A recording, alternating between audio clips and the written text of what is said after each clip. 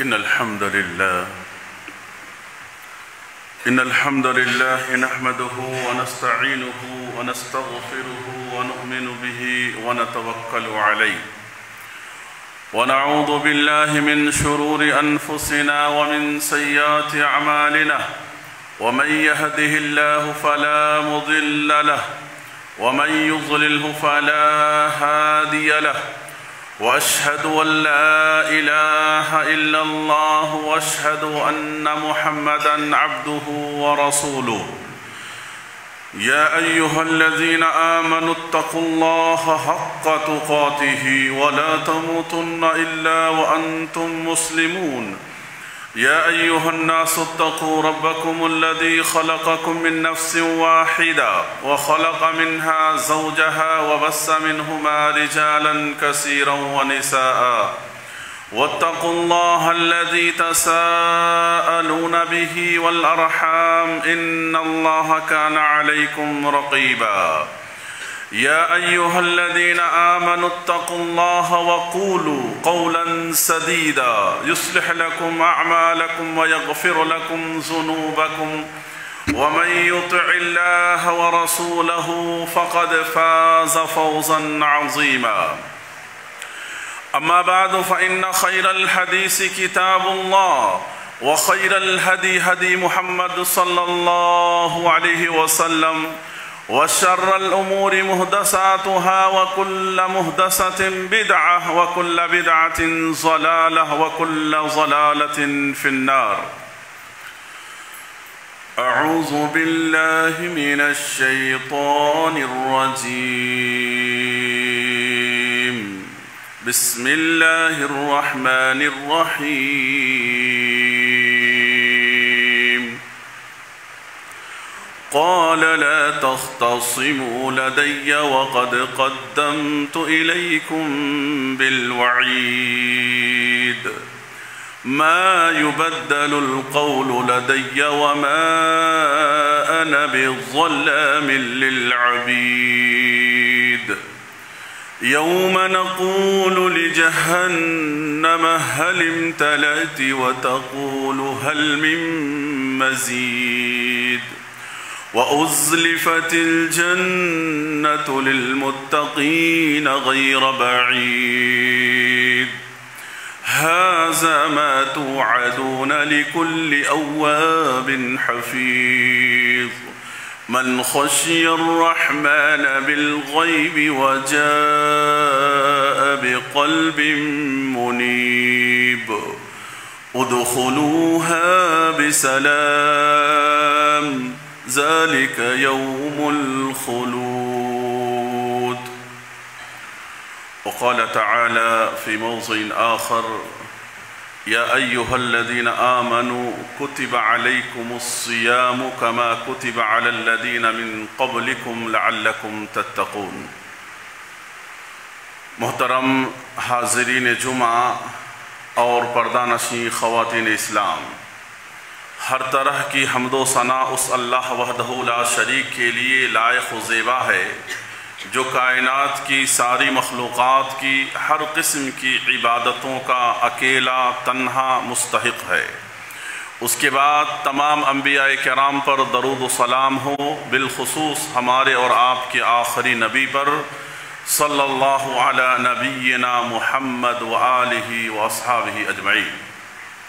حاضرین جمعہ، میں آج کے اس خطبہ جمعہ میں جس موضوع کے تحت کچھ گفتگو کرنے کے لیے کھڑا ہوا ہوں اس مختصر سے وقت میں، وہ موضوع ہے استقبال رمضان، یعنی اللہ کے فضل اور اس کے احسان سے ہم اور آپ ہماری زندگی میں پھر ایک بار اللہ کے احسان سے، اس کے فضل سے رمضان المبارک کے بابرکت ایام میں بہت ہی جلد چند دنوں کے بعد ہم اور آپ داخل ہونے والے ہیں۔ اللہ سے دعا ہے کہ رب العالمین ہر شخص کو رمضان المبارک کی سعادت نصیب فرمائے اور رمضان المبارک کے اس بابرکت مہینے کی خیر اور بھلائیوں کو خوب اللہ ہمیں حاصل کرنے کی اللہ توفیق نصیب فرما۔ میرے بھائیوں، رمضان المبارک کا یہ بابرکت مہینہ جو 11 مہینوں کے بعد پھر ہمارے درمیان پھر ہمارے اوپر سایہ فگن ہونے والا ہے، یہ مہینہ ہم کو کیا میسیج دیتا ہے، کیا پیغام دیتا ہے، اور اس مہینے سے ہمیں کیا کچھ سیکھنا ہے، اور اس مہینے کے لیے اپنے آپ کو کیسے تیار کرنا ہے، ان تمام پہلو پر مختلف انداز میں آپ کے سامنے مختصر میں آپ کے سامنے ذکر کرنے کی کوشش کروں گا۔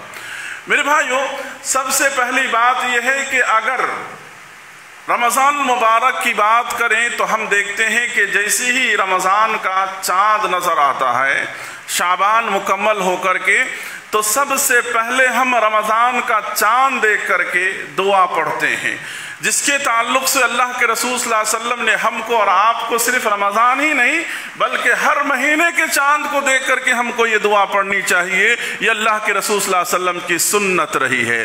اللہم اہلہ علینا بالامن والایمان والسلامت بالاسلام۔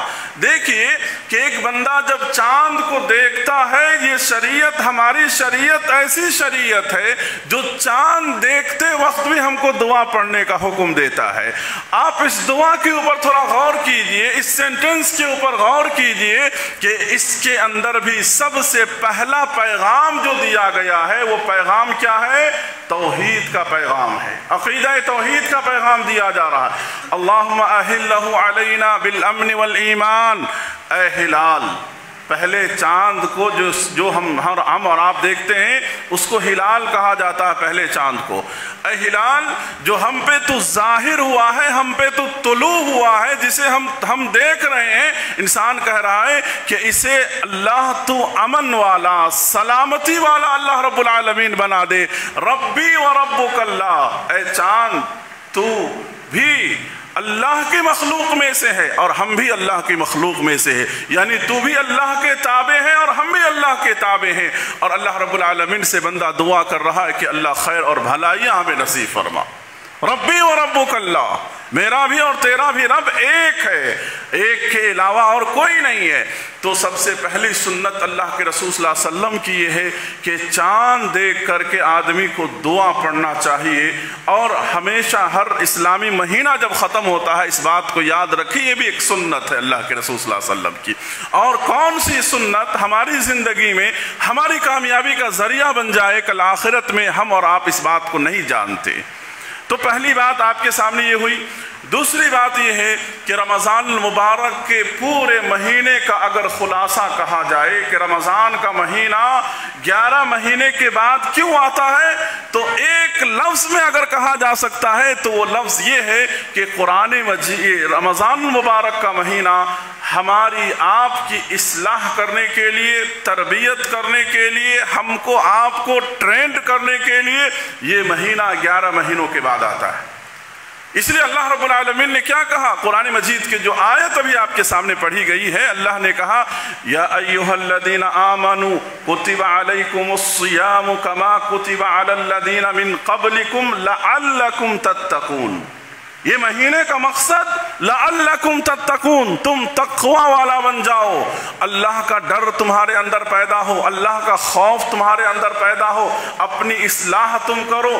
یہی مقصد ہے رمضان المبارک کا، اور یہی وجہ ہے کہ ہم اور آپ دیکھتے ہیں کہ رمضان المبارک کا بابرکت مہینہ انفرادی طور پر، اجتماعی طور پر کیسی تبدیلیاں لاتی ہیں۔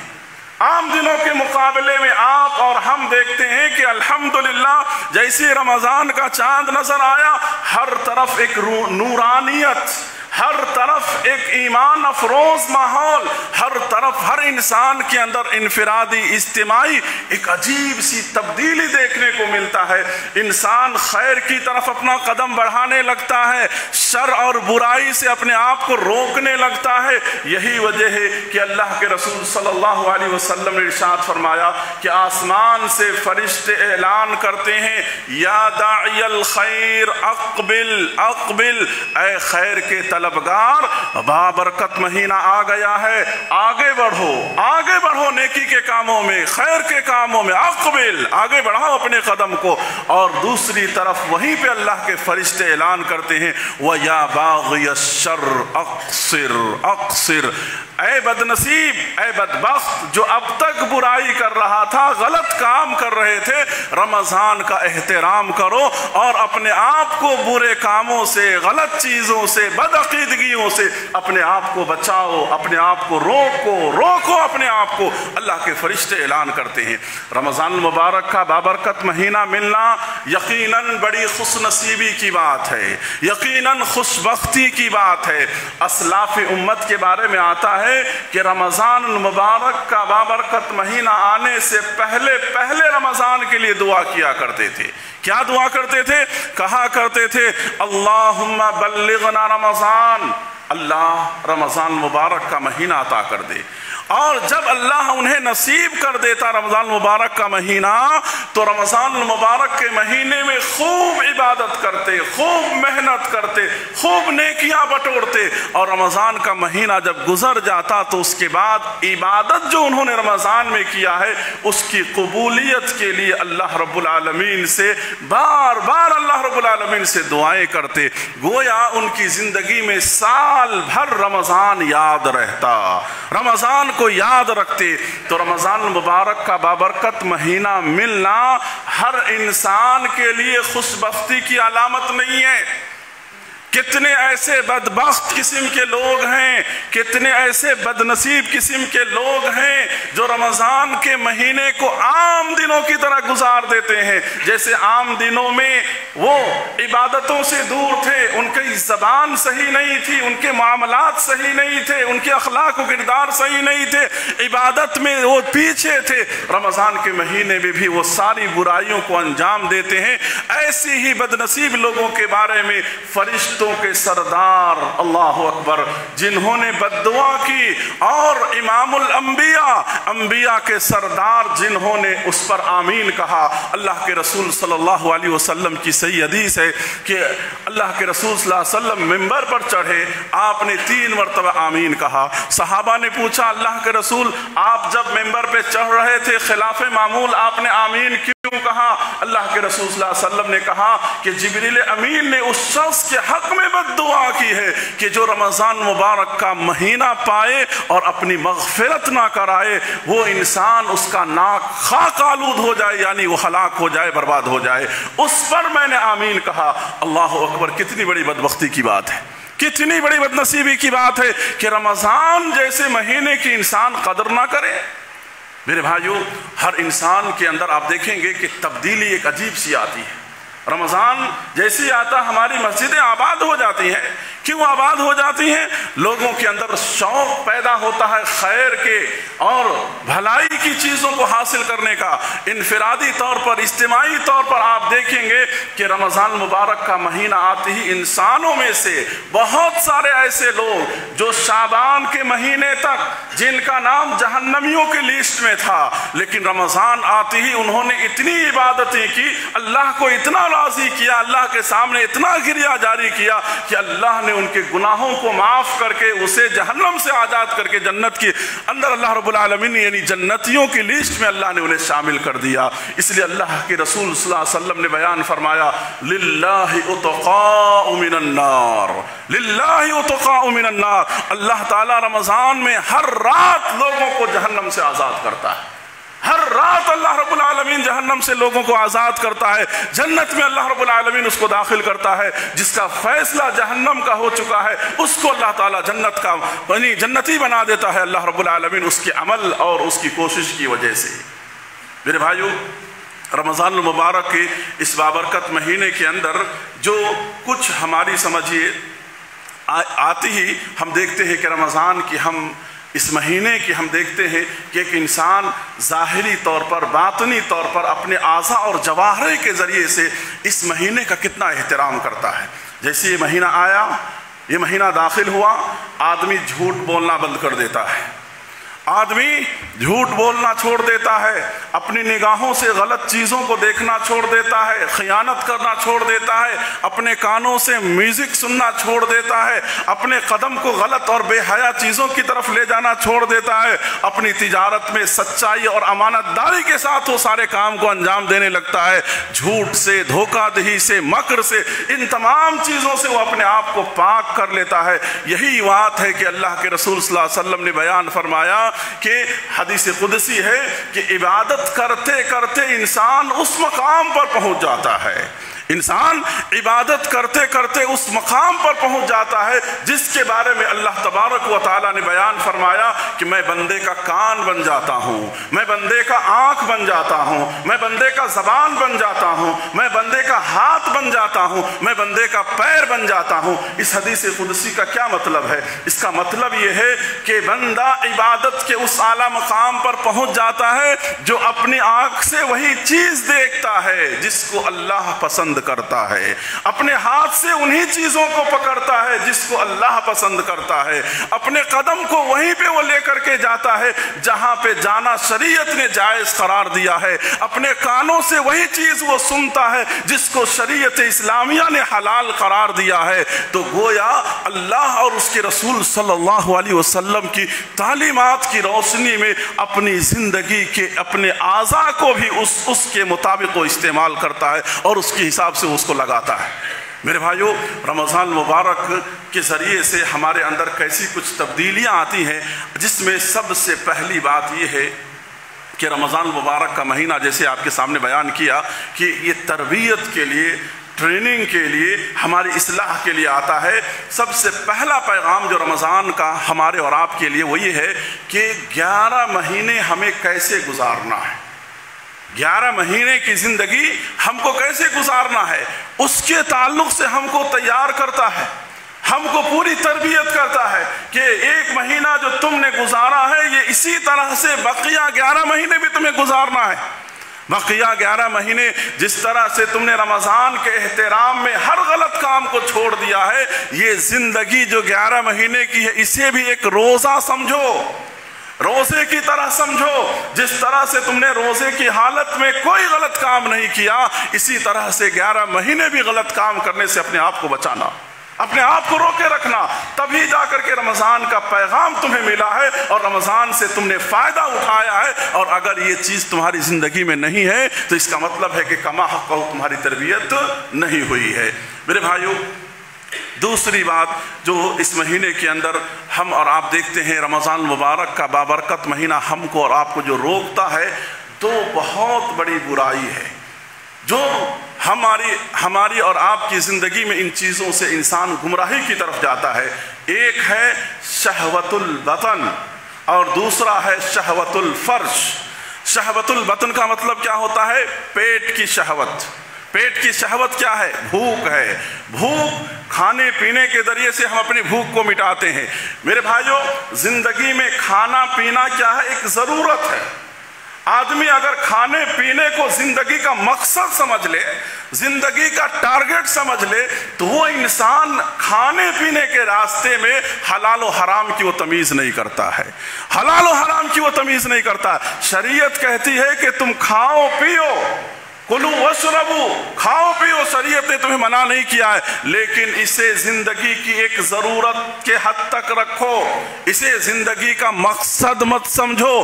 खाना पीना जिंदगी का मकसद वो लोग बनाते हैं जिनका ईमान आखिरत पर नहीं है, जिनका ईमान अल्लाह पर नहीं है, जिन्हें अल्लाह के सामने हाजिर होने का एहसास नहीं है। इसलिए अल्लाह रब्बुल आलमीन ने सूरह मोहम्मद के अंदर ऐसे बेमकसद लोगों का तज़किरा करते हुए अल्लाह रब्बुल आलमीन ने कहा, याकुलूना कमा ताकुलुल अनआम।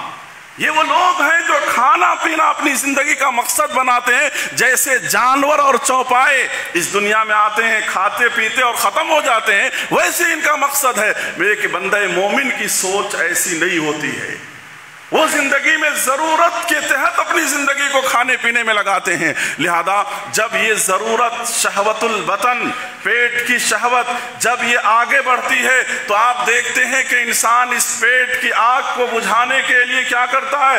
دوسروں کے مال پہ ڈاکہ ڈالتا ہے، دوسروں کا حق مارتا ہے، اور اس چیز کو، اس آگ کو بجھانے کے لیے، شہوت البطن کو بجھانے کے لیے حرام اور حلال کی کوئی تمیز کیے بغیر آدمی حرام خوری کے اندر انسان چلا جاتا ہے۔ اس لیے شریعت نے کہا کہ رمضان مبارک کا یہ مہینہ تمہیں پیغام دے رہا ہے کہ تم اپنے پیٹ میں اگر کوئی چیز بھرو، کوئی نوالا اگر تمہارے منہ میں جائے تو وہ حلال نوالا ہونا چاہیے۔ روزہ تمہیں یہ پیغام دے رہا ہے کہ اگر تمہیں کھانے کو ملے تو حلال کھاؤ، اور کھانے کو نہیں ملے تو بھوکے رہ جاؤ، یہ تمہارے لیے بہتر ہے۔ اللہ کے رسول صلی اللہ علیہ وسلم کے بارے میں آتا ہے کہ آپ صلی اللہ علیہ وسلم گھر آتے اور گھر میں آ کر کے پوچھتے ام المومنین سے کھانے پینے کے لیے کچھ ہے گھر میں؟ ام المومنین کہتی کہ اگر ہے تو آپ کھا لیتے، اور اگر گھر میں کہتے کہ نہیں ہے کھانے پینے کو کچھ سامان تو آپ صلی اللہ علیہ وسلم کہتے کہ میں روزے سے ہوں،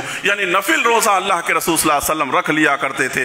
تو شریعت تمہیں یہ تعلیم دیتی ہے کہ تمہارے پیٹ میں حرام نوالے کو مت جانے دو، جس طرح سے تم نے رمضان میں حرام چیزوں سے اپنے آپ کو بچایا ہے، اپنے پیٹ کو بچایا ہے، ویسی ہی بقیہ دنوں کے اندر بھی اپنے آپ کو بچا کر کے رکھو۔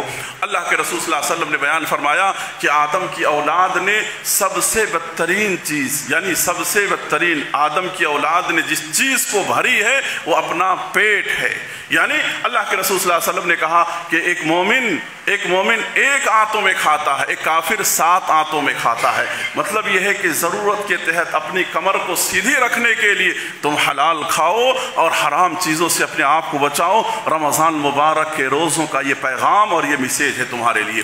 دوسری تربیت جو رمضان ہماری اور آپ کی کرتا ہے وہ ہے شہوت الفرج، یعنی انسان کی جنسی بے راہ روی، شرمگاہ کی حفاظت۔ آج معاشرے کے اندر جتنی بے حیائی، جتنی برائی، جتنی عریانیت، جتنی فحاشیت پائی جا رہی ہے، یہ جنسی بے راہ روی کی وجہ سے، شہوت الفرج کی وجہ سے۔ اگر آدمی اس شہوت کے اوپر اپنے آپ کو کنٹرول کر لے تو آدمی کے اخلاق و کردار، تمام چیزوں کی حفاظت ہو جاتی ہے۔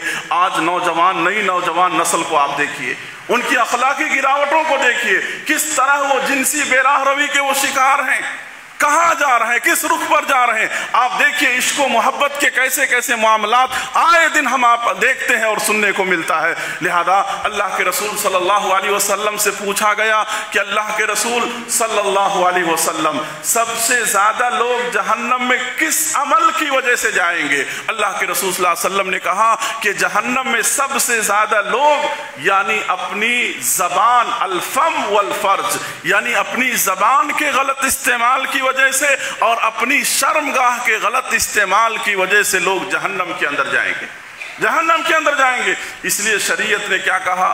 شریعت نے کہا یا معشر الشباب من استطاع منکم الباء فلیتزوج، اے نوجوانوں کی جماعت، عمر ہوتی ہی تم شادی کر لو۔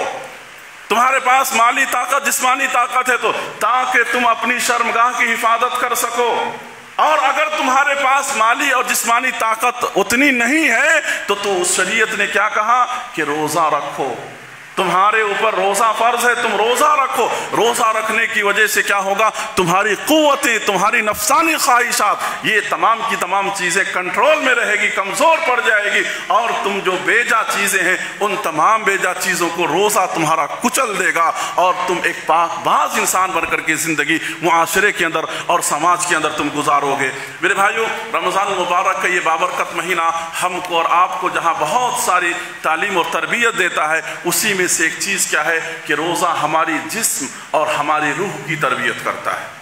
ہمارا جو سول ہے، ہماری جو روح ہے، اس کی تربیت کرتا ہے۔ رمضان کے اندر عبادتوں کے ذریعے سے قرآن مجید کی تلاوت کر رہے ہیں، ذکر کر رہے ہیں، دعائیں کر رہے ہیں، قرآن سن رہے ہیں، اللہ رب العالمین کو راضی کرنے والے بہت سارے اچھے کام کر رہے ہیں، یہ ساری طاقتیں آپ کی روح کو مضبوط کر رہی ہیں، آپ کا روح یعنی آپ کا ایمان جس قدر مضبوط ہوگا، آنے والے 11 مہینے میں شیطان سے آپ کو مقابلہ کرنا اتنا ہی آسان ہوگا۔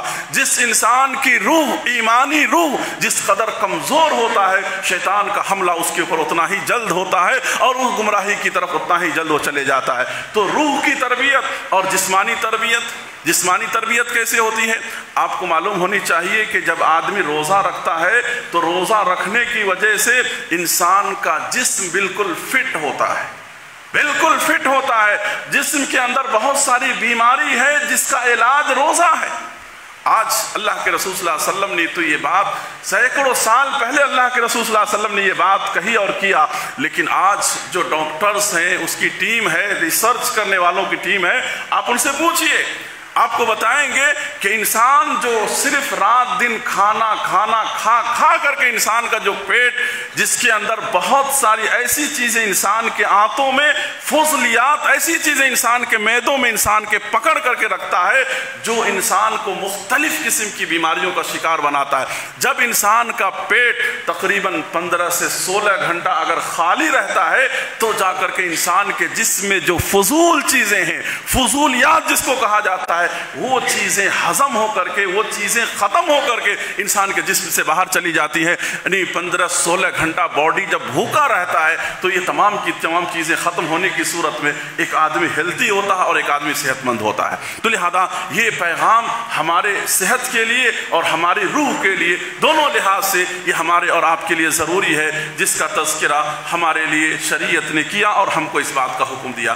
میرے بھائیو، رمضان مبارک کا یہ بابرکت مہینہ جہاں ہماری اور آپ کی انٹری ہونے والی ہے، وہیں پر ہم کو یہ تعلیم اور تربیت دیتی ہے کہ یہ تصور رکھو کہ اللہ ہم کو دیکھ رہا ہے۔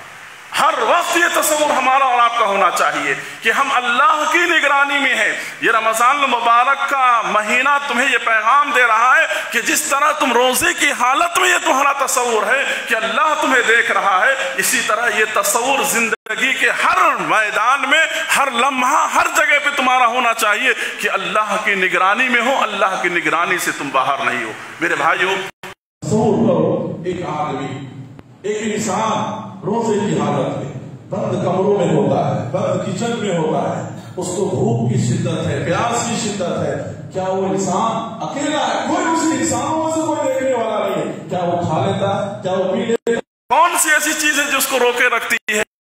کون سی چیز ہے جو اس کو کھانے پینے کی طرف اس کا ہاتھ نہیں بڑھتا؟ کیوں؟ اللہ دیکھ رہا، انسان نہیں دیکھ رہا، اللہ دیکھ رہا۔ یہ تصور لے کر زندگی گزارو، اور یہ تصور اگر تمہاری زندگی میں آئے گا کہ جس طرح سے تم نے روزے کی حالت میں یہ تصور کیا کہ اللہ ہمیں دیکھ رہا ہے، اگر ہم کھائیں گے اور پیئیں گے تو یہی تصور زندگی کے ہر معاملے میں اگر تم رکھو گے، تمہاری اصلاح ہو جائے گی، تمہاری کامیابی ہو جائے گی۔ تو لہذا رمضان کا مہینہ ہم کو اور آپ کو یہ پیغام دینے جا رہا ہے کہ ہر ہمیشہ تم یہ سوچو کہ ہم اللہ کی نگرانی میں، اللہ کی نگرانی میں ہے۔ میرے بھائیوں، رمضان مبارک کا یہ بابرکت مہینہ ہم کو اور آپ کو ایک پیغام یہ بھی دیتا ہے، یہ بھی ہماری اصلاح کرتا ہے کہ زندگی نام ہے محنتوں کا، مشقتوں کا، جد و جہد کا، کوششوں کا۔ زندگی نام عیش و آرام کا نہیں ہے۔ لہذا آپ اسلامی تاریخ کا مطالعہ کیجیے، اسلامی تاریخ کا آپ مطالعہ کریں گے تو آپ کو معلوم ہونی چاہیے کہ جنگ بدر جیسی عظیم جنگ کب ہوئی؟ رمضان المبارک کے مہینے میں۔ صحابہ نے روزہ رکھ کر کے مقابلہ کیا تھا، روزہ رکھ کر کے انہوں نے جنگ کیا تھا۔ فتح مکہ کب ہوا؟ آپ کو معلوم ہے رمضان کے مہینے میں۔ اللہ اکبر! یہ ساری چیزیں ہم کو اور آپ کو پیغام یہ دے رہی ہے کہ زندگی میں جو انسان بھی آیا ہے، آخرت میں اگر وہ کامیابی چاہتا ہے، اس کو محنت کرنا ہوگا، کوشش کرنا ہوگا، انتھک محنت کرنا ہوگا۔ آرام کی جگہ اگر کوئی ہے تو کہاں ہے؟ اللہ کی بنائی ہوئی جنت۔ آرام وہاں ہے، اس دنیا میں آرام کرنے والا وہاں پہ کامیاب نہیں ہوگا۔ لہذا کوئی آدمی روزہ رکھے اور دن بھر سویا ہوا رہے، ایک آدمی روزہ رکھے دن بھر ایئر کنڈیشن میں بیٹھا رہے اور یہ سوچے کہ بھئی روزے کی حالت میں ہم سے دوسرا کوئی کام نہیں ہوتا، ہم دوسرا کوئی کام نہیں کرتے، یہ جو آرام پسندی کی ہماری ذہنیت ہے بالکل غلط ہے۔ روزہ رکھ کر کے بھی آدمی کو محنت کرنا ہے، عبادتوں کی شکل میں، اپنی تجارت اور بزنس کی شکل میں، اپنے آپ میں جو روزے مرہ ہوئی زندگیاں تھی وہ تمام کاموں کو کرنا ہے۔ آپ دیکھیے صحابہ کرام جب اتنا بڑا معاملہ روزہ رکھ کر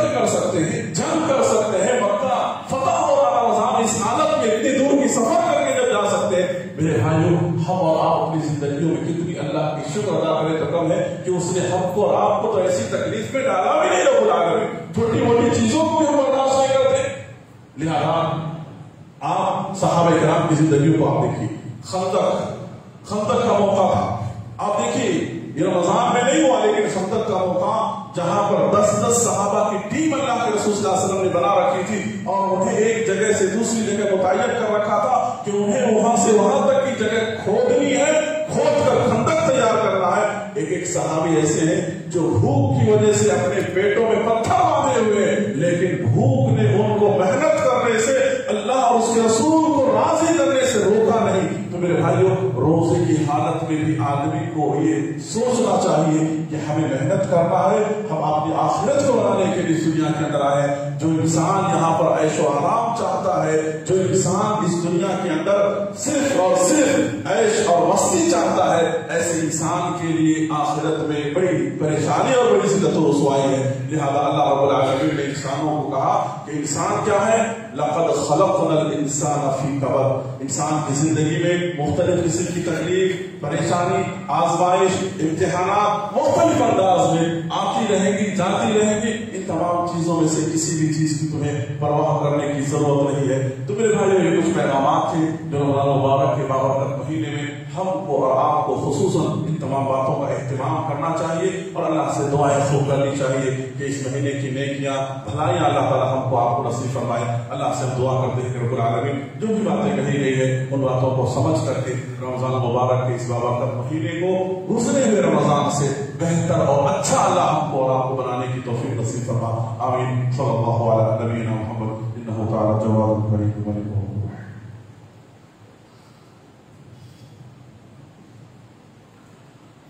الحمد لله رب العالمين والعاقبة للمتقين والصلاة والسلام على رسوله الكريم. أما بعد. محترم حضرات، ابھی آپ کے سامنے رمضان المبارک کے استقبال کے تعلق سے بہت ساری باتیں کہی گئی ہیں کہ آدمی اپنے آپ کو خود کو تیار کرے، اور اپنے آپ کو تیار کرنے میں سب سے پہلی بات یہ ہے کہ اپنے آپ کا محاسبہ کرے، اپنے دلوں کا محاسبہ کرے. ہمارے دلوں کے اندر جو کینہ ہے، نفرت ہے، عداوتیں ہیں، ان تمام نفاق ہے، ان تمام چیزوں سے اپنے دلوں کو ہم پاک کریں. اگر ہمارے عقیدے میں شرک ہے، ان تمام چیزوں سے اپنے دلوں کو پاک کریں. ورنہ آدمی کے عقیدے میں کسی بھی طرح کی خرابی ہو اور وہ کتنا اچھا بھی عمل کرے، وہ عمل اللہ کے پاس قابل قبول نہیں. اللہ نے کہا وَقَدِمْنَا إِلَى مَا عَمِلُوا مِنْ عَمَلٍ فَجْعَلْنَاهُ هَبَاءً مَنثُورًا. کل قیامت کے دن ان کے اعمال کو اللہ ہواؤں میں اڑا دے گا، ایسی عمل کی قدر ہی نہیں کرے گا، کوئی اجر و ثواب نہیں ان کے لیے. اور دوسری بات یہ ہے میرے بھائیوں، میرے نوجوانوں، کہ رمضان مبارک کے اس بابرکت مہینے میں اپنے آپ کو عبادتوں سے، مسجدوں سے اپنے آپ کو جوڑ کر کے رکھو. سوشل میڈیا کے غلط استعمالات سے، سوشل میڈیا پر بیہودہ استعمالات سے اپنے آپ کو بچاؤ. جیسے کہ بہت سارے نوجوان فیس بک ہے، انسٹاگرام ہے، یوٹیوب ہے، واٹس ایپ ہے، چیٹنگ ہے، ان تمام چیزوں کے پیچھے اپنے آپ کو ایسے پاگلوں کی طرح لگائے رہتے ہیں، ایسے اپنے آپ کو مصروف رکھتے ہیں جس سے نہ تمہارا دنیا کا فائدہ ہے، نہ آخرت کا فائدہ ہے، بلکہ یہ بےہودگی ہے، کل قیامت کے دن تمہارے لیے عذاب کا ذریعہ بنے گا. لہذا ان غلط کاموں سے اپنے آپ کو بچاؤ. اور یہاں پر خواتین اسلام بھی بیٹھی ہوئی ہیں، ان کے حوالے سے میں آپ کو بات کہوں گا کہ رمضان مبارک کے مہینے کی قدر کریں، صرف کھانے پکانے میں اپنے وقت کو ضائع نہ کریں. بہت ساری خواتین ایسی ہوتی ہے جو رمضان کے مہینے کو یہ سوچتی ہے، یا گھر کے مرد لوگ ایسے ہوتے ہیں جو یہ سمجھتے ہیں کہ رمضان کھانے پینے کا مہینہ ہے، بہت طرح کے آئٹمس ہونی چاہیے. نہیں میرے بھائیو، آپ رمضان میں کھانا پینا آئٹمس کم کر کے عبادتوں کی طرف اپنے آپ کو زیادہ سے زیادہ توجہ دلائیں، کیونکہ معلوم نہیں آنے والی زندگی میں یہ پھر موقع ملے یا نہ ملے. آپ نے دیکھا کتنے ایسے لوگ ہیں جو اس سے پہلے تھے، آج نہیں. تو لہٰذا رمضان مبارک کے اس بابرکت مہینے میں آپ بھی تلاوت قرآن کریں، آپ بھی ذکر و اذکار کریں، آپ بھی اپنے آپ کی عبادتوں میں مصروف رکھیں. صرف اور صرف کچن کے کاموں میں ہی صرف اپنے آپ کو لگا کر کے اپنے اوقات کو ضائع نہ کریں. وقت پر نماز کی ادائیگی کریں، وقت پر نماز پڑھنے کی کوشش کریں.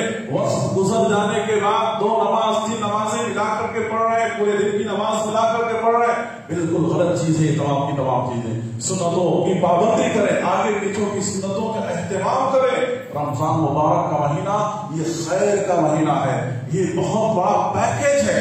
رمضان مبارک کا یہ بابرکت مہینہ بہت بڑا پیکیج ہے، سمجھیں آپ، بہت ساری خیر اور بھلائیاں اپنے اندر لیے ہوئے ہیں، لہذا آپ ان تمام چیزوں کو اپنے ہاتھوں سے یوں ہی بیکار ضائع نہ ہونے دیں، اپنے ہاتھوں سے ضائع نہ ہونے دیں۔ ان تمام باتوں کا لحاظ کرتے ہوئے اپنی زندگی کے اندر اپنے آپ کو تیار کرتے ہوئے جو بھی عمل کرتے ہیں اس عمل کو ریاکاری سے، دکھاوے سے اپنے آپ کو بچانے کی کوشش کریں، اور اللہ سے دعائیں کثرت سے دعائیں کرے، زیادہ سے زیادہ دعائیں کرے، زیادہ سے زیادہ دعا اللہ کے سامنے کرے، اور اس مہینے کے اندر اپنے معاملات کو درست کریں۔ معاملات سے مطلب یہ ہے کہ اللہ کے حق میں اگر ہم نے کوئی کوتاہی کی ہے اللہ معاف کر دے گا، لیکن ہم نے بندوں کے حق میں کوئی کوتاہی کی ہے، کسی کا حق مارا، کسی کا دل دکھایا، کسی کے تعلق سے کچھ غلط باتیں کہی، آپ اس سے اپنا معاملہ کلیئر کریں، کیونکہ جب تک اس سے معاملہ کلیئر نہیں ہوگا اللہ بھی اس معاملے کو ہمارے حق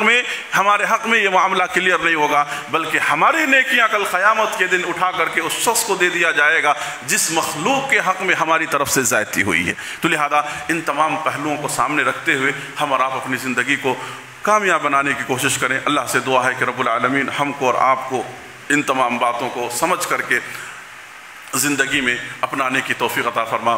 اور میرے بھائیوں، آخری بات یہ ہے کہ جمعہ کے دن کا اہتمام کریں، اول وقت میں آنے کی کوشش کریں۔ بہت سارے لوگ ہیں جو دنیا کے اندر دنیا کی چیزوں میں اس قدر مصروف اپنے آپ کو رکھتے ہیں کہ جمعہ کے دن بھی بالکل آخری لمحے میں قدم رکھتے ہیں، نماز ختم ہوئی فوراً نکل گئے۔ میرے بھائیوں، کل قیامت کے دن اللہ رب العالمین کے پاس جو فرشتے کی رجسٹر ہے اس میں آپ کا نام نہیں ہوگا، لہذا خطیب ممبر پر چڑھنے سے پہل مسجد کے اندر داخل ہونے کا حکم ہے۔ اور کتنی بڑی فضیلت، کہا کہ جو انسان جمعہ کے دن اول وقت میں آتا ہے، خاموشی کے ساتھ امام کے قریب بیٹھتا ہے اور خاموشی کے ساتھ پورے خطبے کو سنتا ہے، یہ جمعہ سے آنے والے جمعہ تک کی اس کی ساری غلطیوں کو اللہ معاف کر دیتا ہے، گناہوں کو معاف کر دیتا ہے۔ کتنا بڑا اجر و ثواب ہے! کیا ہم اس اجر و ثواب کو نہیں پا سکتے ہیں؟ کیا آخری لمحے میں ہم دیکھتے ہیں لوگ آتے ہیں، بھاگ کر کے آتے ہیں؟ میرے بھائیوں، کیا یہی قدر ہے یہ جمعہ کی اور رمضان کی؟ لہذا زندگیوں میں ہمیشہ جمعہ کے دن کا اہتمام کرو، خیر اور بھلائی حاصل کرو۔ کون سا دن جمعہ کا کون سی جمعہ آخر ہو جائے معلوم نہیں، اس بات کا خیال رکھو اپنی زندگی کے اندر۔ اور ایک اعلان یہ ہے کہ جس طرح سے آپ ہماری مسجد کا تعاون کرتے ہوئے آئے ہیں، آپ سے گزارش ہے مرد و خواتین سے، اللہ نے جو بھی دیا ہے، جتنا دیا ہے، آپ ضرور ہمارے مسجد کا تعاون کرتے ہوئے جائیں۔ اللہ تعالیٰ آپ کے دیے ہوئے مال کو قبول فرمائے اور بقیہ مال کے اندر اللہ خیر و برکات عطا فرمائے۔ اور دعا کی درخواست آئی تھی کہ ایک شخص بیمار ہے، اللہ سے دعا ہے کہ اللہ انہیں اور اس کے ساتھ جو بھی بیمار ہے اللہ ان تمام کو شفاء عاجلہ کاملہ اللہ رب العالمین نصیب فرمائے، آمین۔